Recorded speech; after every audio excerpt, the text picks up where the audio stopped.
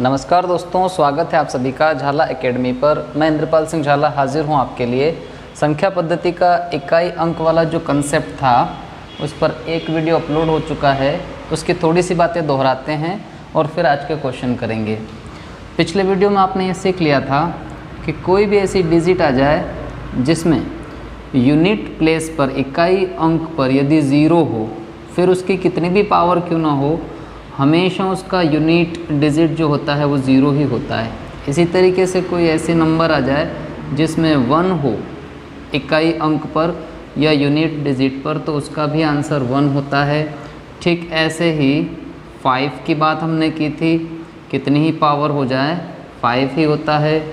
और एक और अंक था 6, जिसे कितने भी पावर दे दीजिए उसका 6 ही होता है।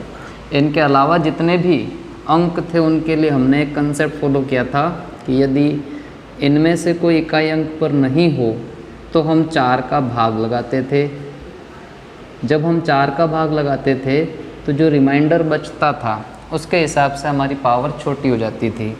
4 के भाग लगाने पर भी एक और कंसेप्ट हमने देखा था, कभी कभी ऐसा होता है कि जब 4 का भाग लगाया जाता है तो कोई रिमाइंडर नहीं बचता, शेषफल आपका बिल्कुल भी नहीं बचता, शून्य हो जाता है। शेषफल शून्य हो जाने पर 2 बातें हमने देखी थी कि यदि यूनिट प्लेस सम संख्या हो तो ऐसी स्थिति में हमारा आंसर 6 रहेगा, और यदि इकाई अंक पर विषम संख्या हो अर्थात ओड नंबर हो तो हमारा आंसर 1 रहेगा। जो लोग पहली बार ये वीडियो देख रहे होंगे, हो सकता है कंसेप्ट में उनको समझ में नहीं आ रही होगी बात, लेकिन आप इसे नोट डाउन कर सकते हैं और हम इसको क्वेश्चन पर अप्लाई करेंगे।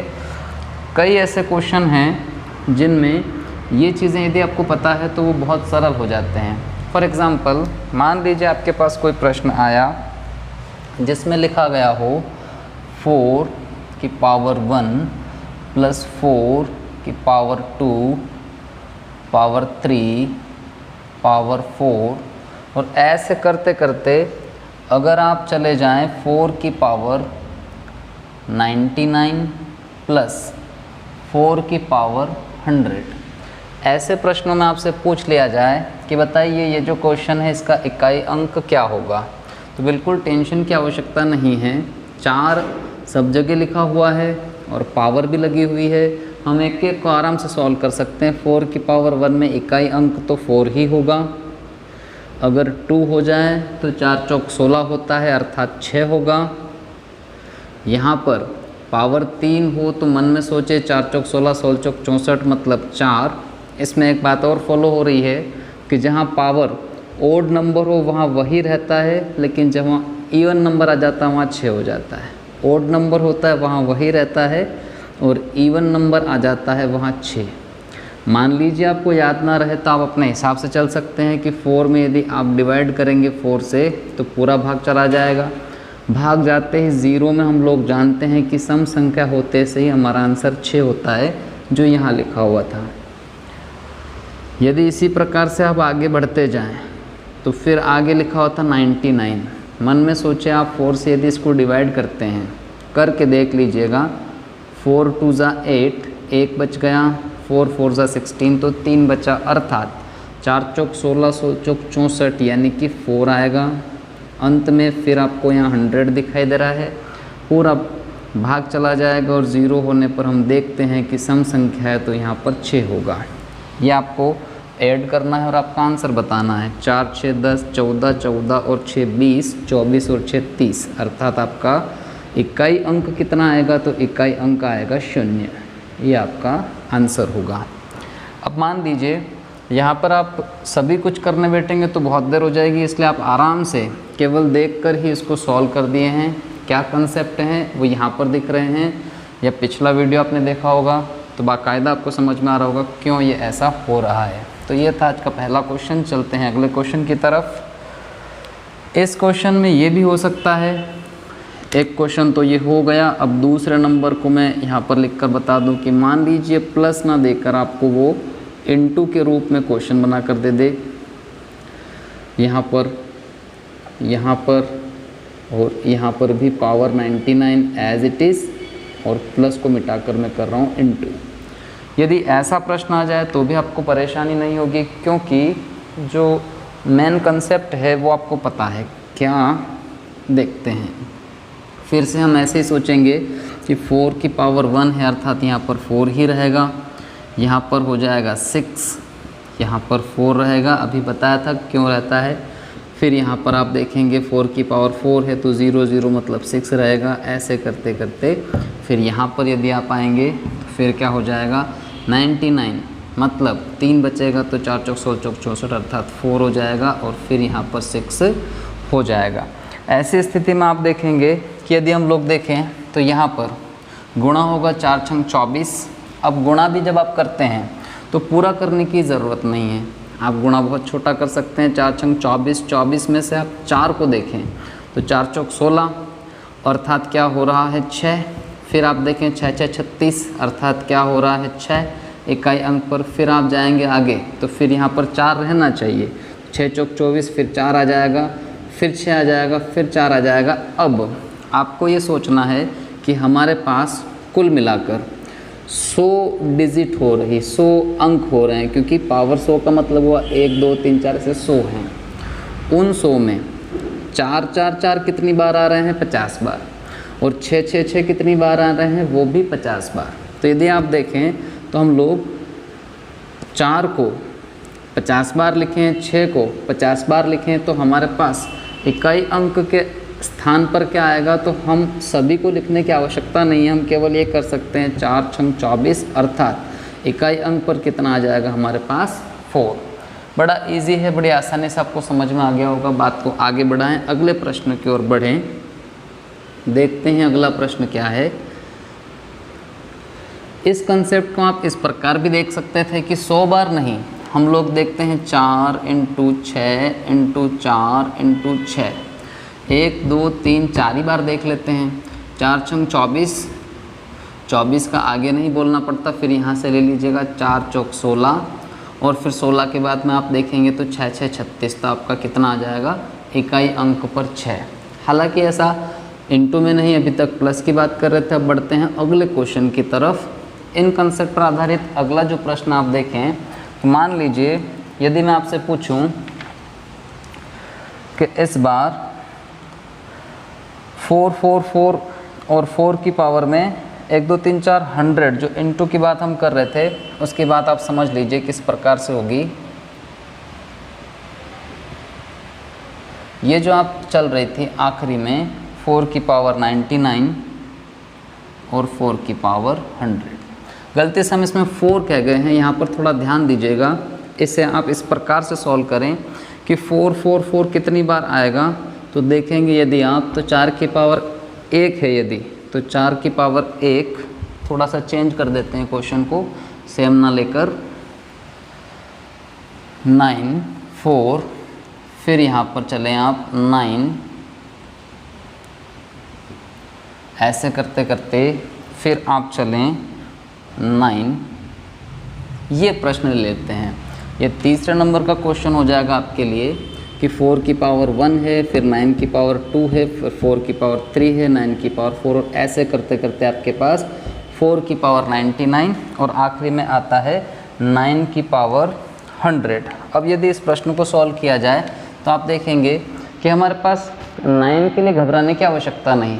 देखते हैं क्यों। यदि बिल्कुल समझा के किया जाए तो 4 तो ठीक है, 9 की पावर 2 है, तो 9 9 81 आप समझ जाएंगे, यानी कि इकाई अंक होगा 1। इसी प्रकार यहाँ पर 4 चौक 16 16 चौक 64 यानी कि 4 रहेगा, और यहाँ पर आप समझ जाएंगे कि 9 की पावर 4 है, चाहे फिर आप 4 से भाग लगाएं तो 0 रहेगा, यानी कि 1 आएगा, क्योंकि विषम संख्या की पावर 0 दे रही है। इसी प्रकार आप आगे बढ़ते जाएं तो यहाँ पर फिर से आप देखेंगे 4 आएगा। क्यों? क्योंकि आपने 4 से भाग लगाया होगा मन में, 4 दूना 8, 4 चौक 16, 3 बचा, 4 चौक 16 चौक 64, और यहाँ पर आप देखें फिर विषम संख्या 0 देगी अर्थात 1।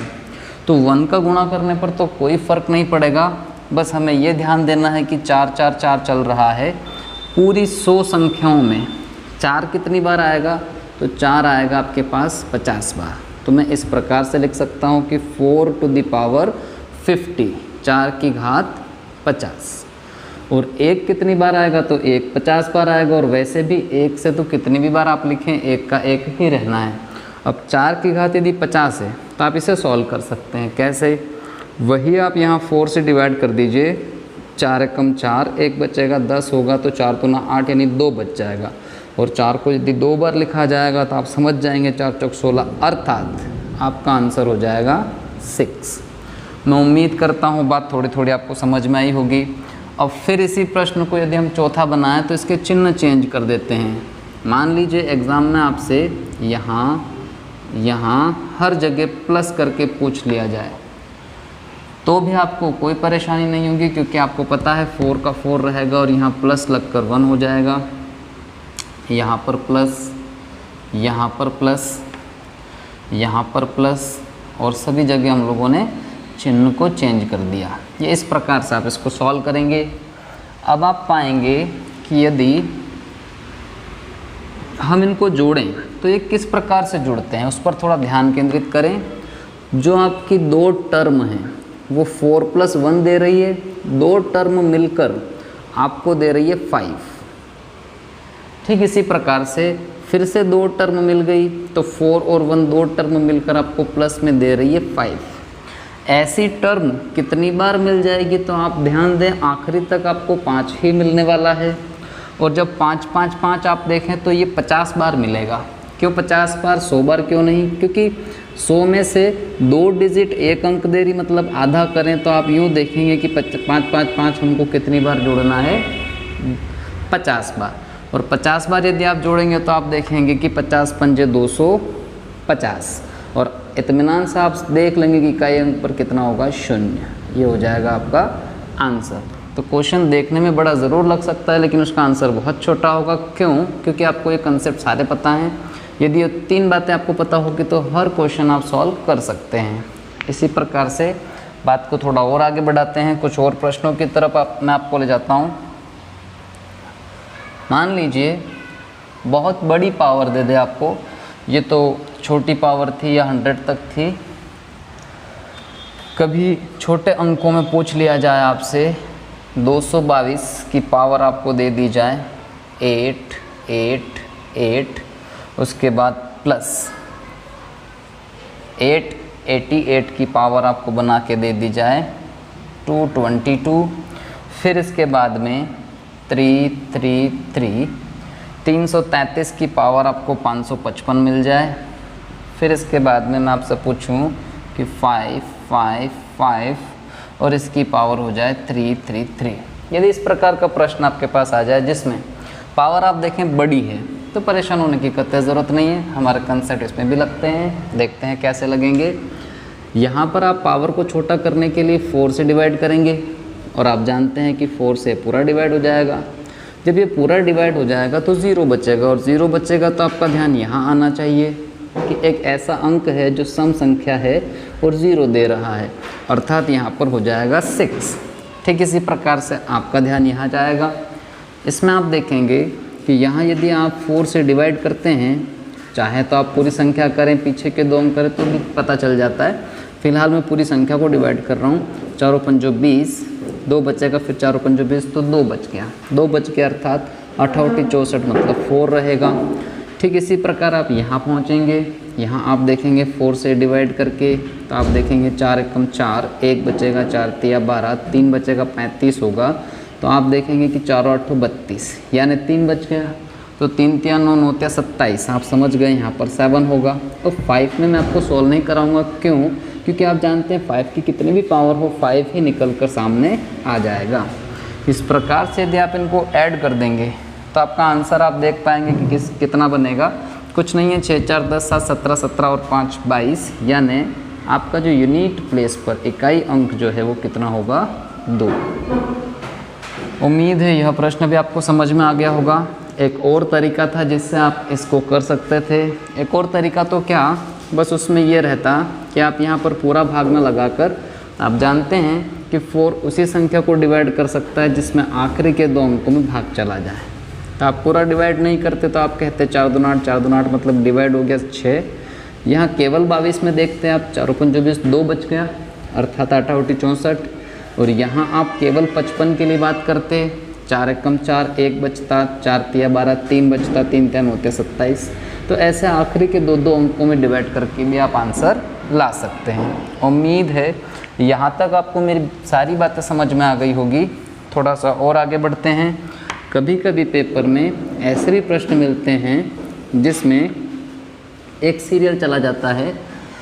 कैसा सीरियल? देखिए, मान लीजिए क्वेश्चन हो जाए आपके लिए 1 square, 2 square, 3 square, 4 square, 5 square, 6 square, 7 square, 8 square, 9 square और 10 स्क्वायर।